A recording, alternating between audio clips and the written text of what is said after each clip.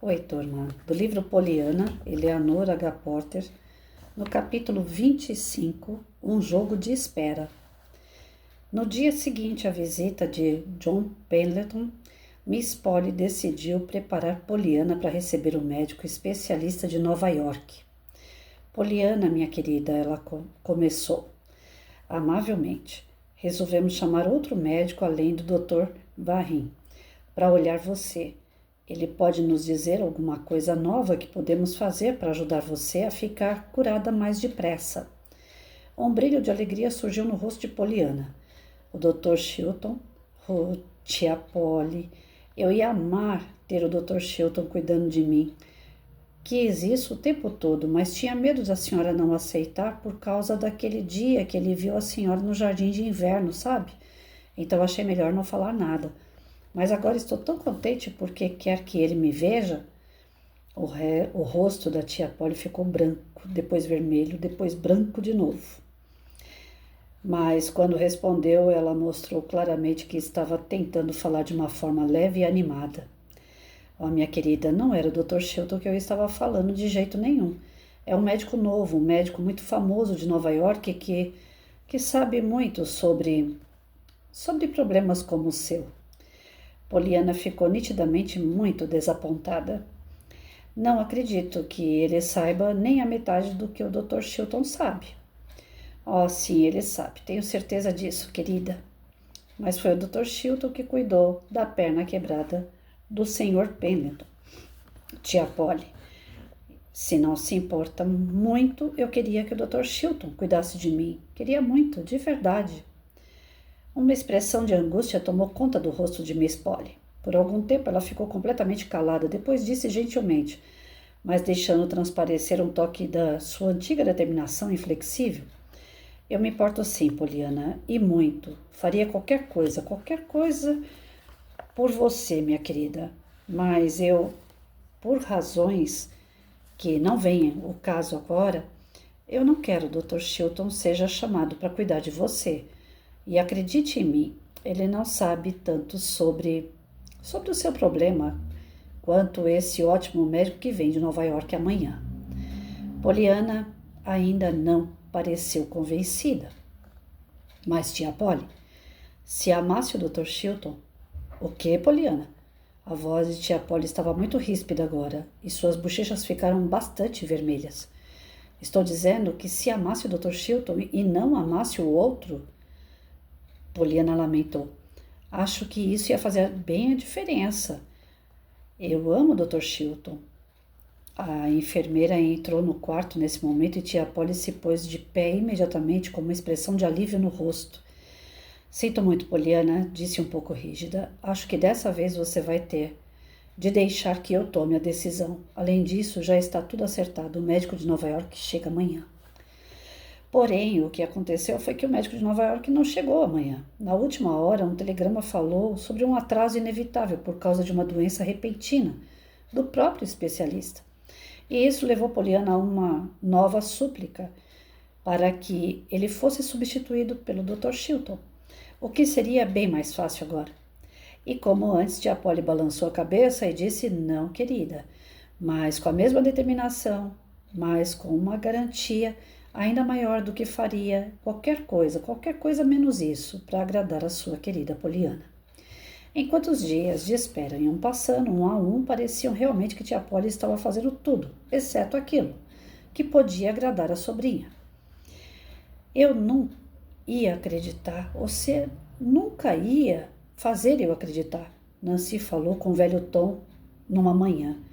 Acho que não tem um minuto no dia que diz que Miss Polly não está rodeando, procurando alguma coisa para fazer para aquela criança abençoada.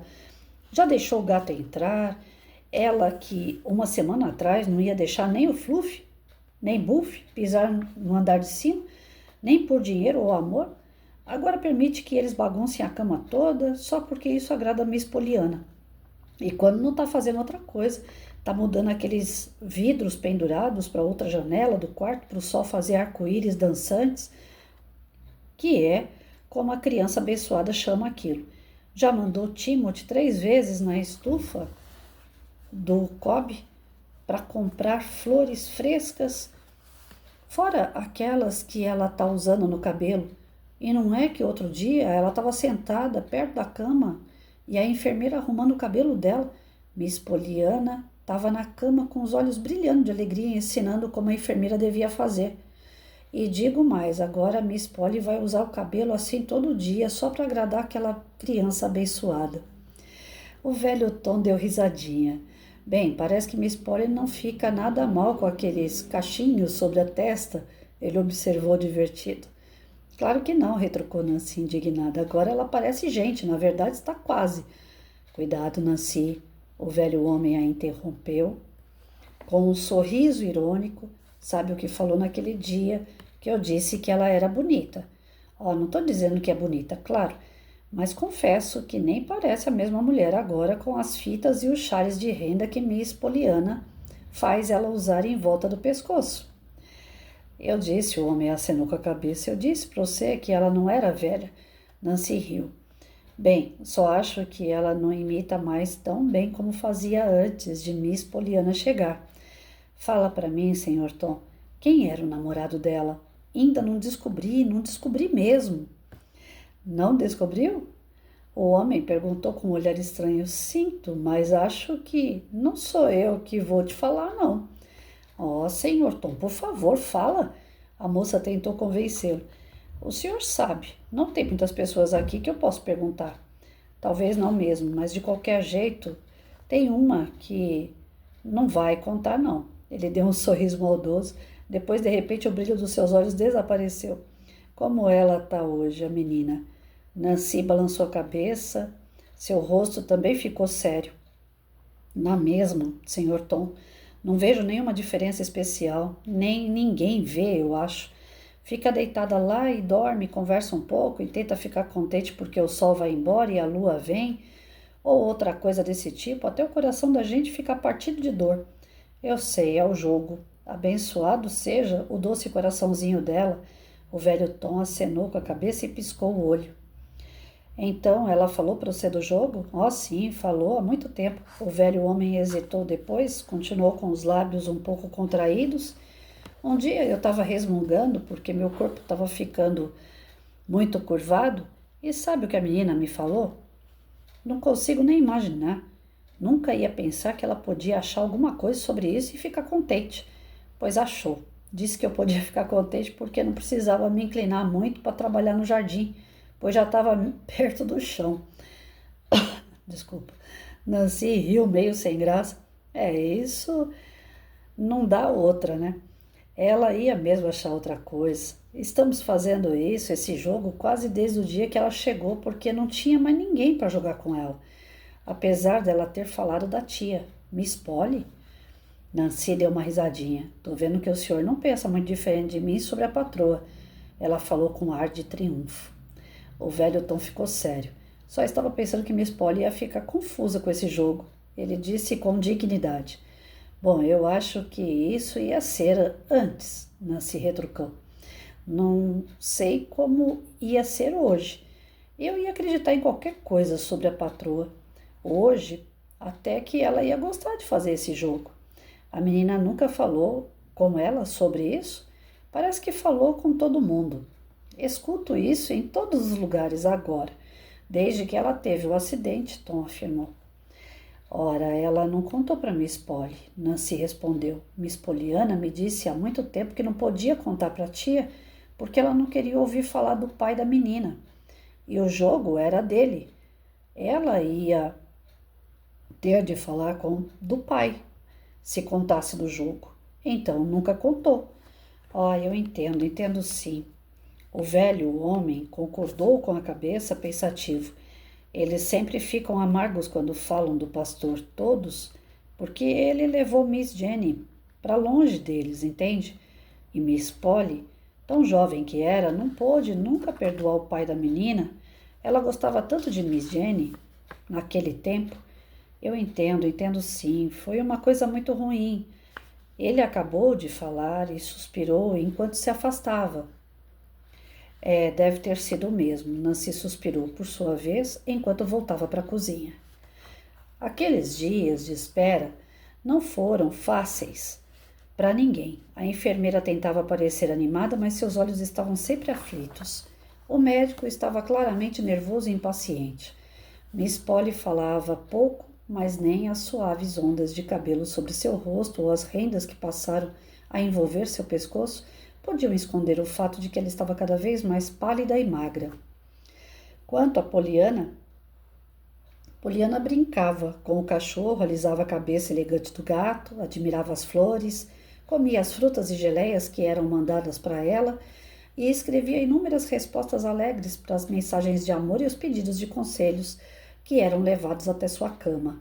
Mas ela também estava ficando mais pálida e mais magra, e a grande atividade, sempre muito agitada, e dos braços apenas enfatizava a lamentável imobilidade dos pequenos pés e das pernas, que antes tão ativos agora permaneciam terrivelmente parados debaixo dos cobertores. Quanto ao jogo, Poliana falou para Nancy sobre o quanto ia ficar contente quando pudesse ir à escola de novo, visitar a Sra. Snow e o Sr. Pendleton e passear com o Dr. Chilton, e parecia nem imaginar que todo esse contentamento estava no futuro e não no presente. No entanto, Nancy imaginava e chorava por isso quando estava sozinha. A Poliana ainda continua levando a boa palavra e vendo o lado bom de tudo. Porém, a situação dela me parece grave. Os pés e pernas sem movimento, as pessoas em volta preocupadas com ela, e mesmo que ela não saia do lugar, as suas atitudes, o seu modo de levar a vida já infectou os demais que estão ali, né? Desde o médico, a sua tia, os empregados, enfermeiro, ou seja, é uma menina que tem uma grande luz.